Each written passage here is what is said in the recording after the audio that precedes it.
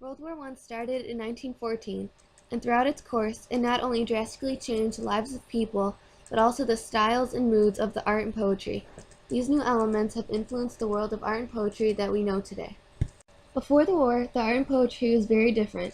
The paintings of the late 19th century and early 1900s were composed of realistic portraits and landscapes.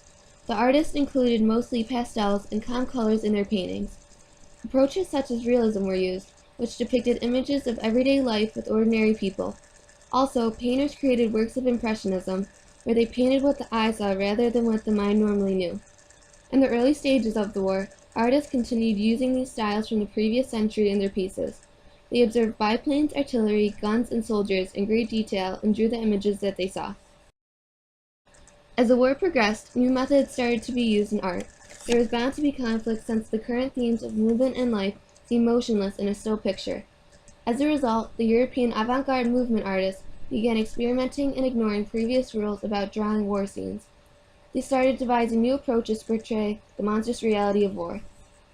Their new works additionally included new striking colors, such as red and black, and cut-out shapes that made the paintings much more dramatic. An example of this is Soldat im Ehrenhaus, or Soldier in the Madhouse by Conrad Felix Müller. In this painting, a soldier is shown in a war hospital recently wounded, where he is expressing emotions of pain and horror. Red and black are the main dominant colors for the painting, and feelings of pity are aroused in the viewers because of the soldier's situation. One artist of World War I was Ernest Ludwig Kirchner, who was admitted to a sanatorium multiple times after the war. Unable to be cured, he drew a self-portrait of himself as a soldier without a hand, unable to paint. A second famous artist was John S. Sargent. Before the war, he was one of the most important portrait painters of the period, and he demanded very high prices for his work. When the war started, he spent most of his time in the United States. Then, in 1918, he went to France with Henry Tonks because he was asked to paint a large piece in order to symbolize the partnership between British and American forces during the war. From this experience, he created Gassed in the year 1919. It portrayed the aftermath of a mustard gas attack, with a line of wounded soldiers walking towards a dressing station. The painting provides a powerful example of the effects of chemical weapons and proved to the world the true brutality of war. Otto Dix was a German artist of World War I. When he heard about the war, he enthusiastically enrolled himself into the German army. He was assigned to a field artillery regiment, then became a non-commissioned officer of his machine gun unit. Dix was then moved to the Eastern Front unit and fought in the German Spring Offensive. He was injured several times, including an almost fatal neck wound. He reached the rank of Vice Sergeant Major and earned the Iron Cross. Otto Dix was greatly affected by the sights of war, and in his art he tried to depict the brutality and horror of it. One of his paintings, called Flandern, shows the fields in which one of the most devastating battles took place. In this painting, he wanted to contrast war propaganda and show the death and horror of war. In his portfolio of 50 etchings called Der Krieg, meaning the war, he drew disturbing sketches of the war based off of his nightmares. He had one recurring dream in particular, where he would have to crawl through destroyed homes. Poetry was also significantly changed when the war commenced. The majority of the change was in the emotional focus of the poetry. The war experience turned the poet's mind from subjects such as nature and peace to death, cruelty, and the negatives of war. The group of poets that produced works like this were the experimental group. The other group of traditionalists generally did not change the direction of poetry. For instance, the love song of J. Alfred Prufrock and Wasteland by Thomas Stearns Eliot, or T.S. Eliot, only showed an increased development and maturity, even though one was written pre-war and the other post-war. Overall, numerous poets were influenced by the war, while others were not, and this was applied into their works. Siegfried Sassoon was a war poet, but he was also a soldier in World War I. He was injured during the war and was sent to the same hospital as Wilfred Owen, another poet who was suffering from shell shock. Sassoon wrote realistic poems before and throughout the war. In most of his poems, he commented on what life was like at home in England amongst those who weren't experiencing the horrors of the war. However, he also wrote about and criticized those who believed they were profiting from war. Additionally, a few of his poems were openly critical about those who commanded the army and how they could have ended the war but chose not to.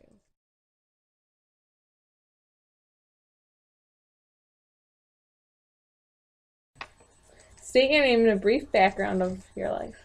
My name is Siegfried Sassoon, and I'm a poet.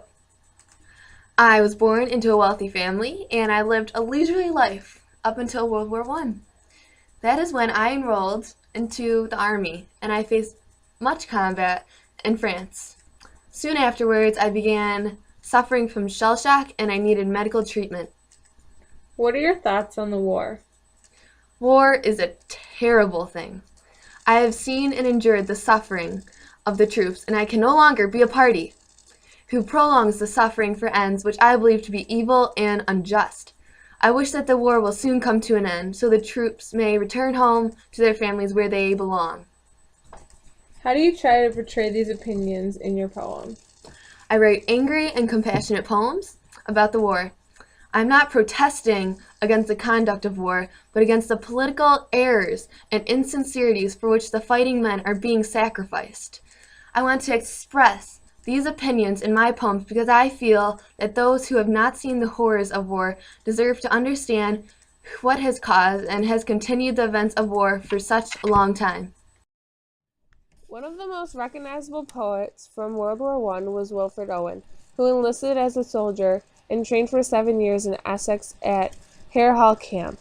When he was in combat, he was injured and suffered from shell shock. In order to recover, Owen was sent to Craig Lockhart Hospital, where he met fellow war poet Siegfried Sassoon, which was an encounter that changed his writing. Before the war, Owen wrote about the romance and happiness, but during the war and rehab, he began to change his poetry. He adopted some of Sassoon's realistic writing style and wrote about the real horrors of the trench and gas warfare. In the following poem, Anthem for Doomed Youth, he created poetic synthesis that was realistic but yet sympathetic.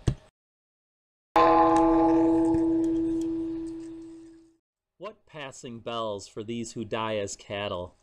Only the monstrous anger of the guns.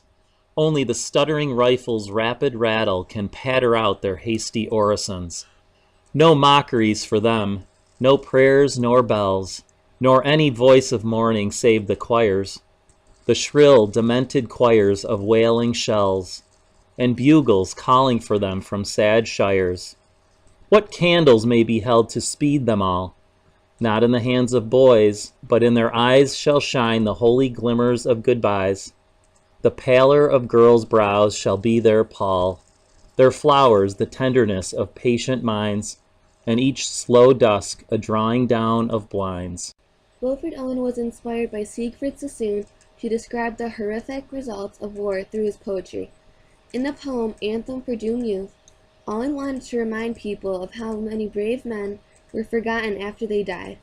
He says, no mockeries for them, no prayers nor bells, because often the soldiers would get no service or even a prayer when they passed on. Instead, they were thought of as cattle, as he mentioned, and part of a group that all died at once. Owen believed that each and every soldier should have been remembered as an individual and hero for their country. During and after World War I, the flowery Victorian style art and poetry were completely changed into deeper and more expressive styles. In visual art, surrealists and expressionists created chopped-up perspectives of fractured bodies and broken societies heading towards chaos. Dadaism was the groundwork for numerous art movements such as Surrealism and Cubism. Dada means ridiculous and is reflected the vast amount of death and enormity of destruction from the war. One cannot make sense of it. Surrealism was one of the main movements that resulted from Dadaism, officially giving its name by Guillaume Apollinaire, a soldier and poet. This avant-garde movement in art and literature was meant to release the creative potential in people's minds. Artists that practiced surrealism used distorted images and contrasted colors to portray their vision. Overall, the art and poetry has been forever changed because of the movements that were created throughout World War I.